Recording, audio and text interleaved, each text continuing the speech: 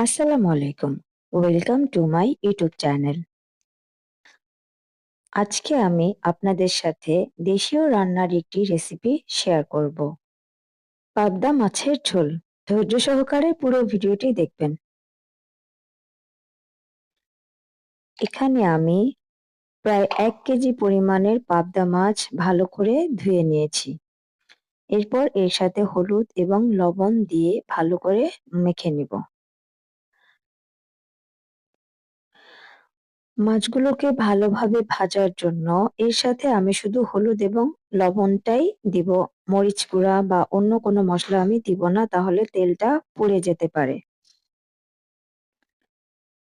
এই পর্যায়ে আমি চুলায় একটি ফ্রাই প্যান বসিয়ে দিলাম এবং সয়াবিন তেল দিলাম পরিমাণ মতো। এবার আমি মাছ দিয়ে দিব এবং মিডিয়াম করে সবগুলো মাছ ভেজে নিব। খুব বেশি কড়া ভাজা করব না। পাবদা মাছ যেহেতু একটি নরম মাছ, খুব সহজে এটি ভেঙে যায়, নাড়াচাড়া খুব সাবধানে করতে হয়।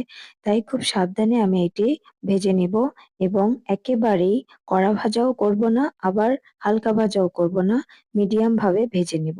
দেখতেই পাচ্ছেন আমি কিভাবে ভেজে নিয়েছি। এ পর্যায়ে আমি চুলায় একটি হাঁড়ি বসিয়ে দিলাম এবং সয়াবিন তেল দিলাম, পেঁয়াজ দিলাম। আমি এখানে প্রায় ১ কাপের মতো পেঁয়াজ দিয়েছি। যেহেতু আমি পাবদা মাছের ঝোল রান্না করব, তাই খুব বেশি পেঁয়াজ দিব না। এ পর্যায়ে আমি পানি দিয়ে দিব এবং আদা বাটা ১ চা চামচ, রসুন বাটা ১ চা চামচ, হলুদ গুঁড়া ১ চা চামচ, মরিচ গুঁড়া ১.৫ চা চামচ, ধনিয়া গুঁড়া ১.৫ চা চামচ, জিরা গুঁড়া ১ চা চামচ এবং লবণ দিলাম স্বাদ মতো।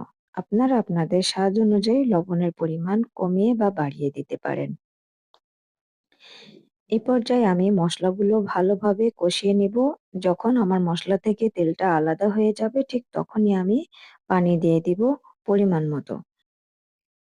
পাবদা মাছের ঝোল রান্না করার জন্য আমি এখানে প্রায় ১.৫ কাপের মতো পানি দিয়েছি। যেহেতু মাছটাকে আমি ঝোল রান্না করব, তাই ১.৫ কাপ পানিতে মাছটা ভালোভাবেই রান্না হয়ে যাবে। এ পর্যায়ে আমি হালকাভাবে নেড়ে দিলাম। নেড়ে মাছগুলোকে পানির সাথে ভালোভাবে মিশিয়ে দিলাম। আমার মাছটা বলক চলে আসছে।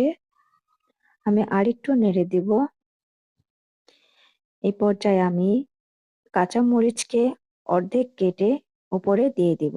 প্রায় ৬-৭ টির মতো কাঁচামরিচ আমি দিয়ে দিয়েছি। যেহেতু পাবদা মাছ একটু ঝাল, ঝাল না হলে ভালো লাগে না। এ পর্যায়ে আমি ঢাকনা দিয়ে হালকা আঁচে ঢেকে রাখবো প্রায় ৫ মিনিট। দেখতেই পাচ্ছেন পাবদা মাছের ঝোলের তরকারি রান্না প্রায় হয়ে গেছে। আপনাদের কাছে যদি রেসিপিটি ভালো লাগে তাহলে অবশ্যই বাসায় ট্রাই করবেন এবং আমার চ্যানেলটি সাবস্ক্রাইব করে আমার পাশে থাকবেন। ভিডিওটি ভালো লাগলে একটি লাইক দিবেন। এতক্ষণ ধরে ধৈর্য সহকারে ভিডিওটি দেখার জন্য আপনাদের সকলকে অনেক ধন্যবাদ। আল্লাহ হাফেজ।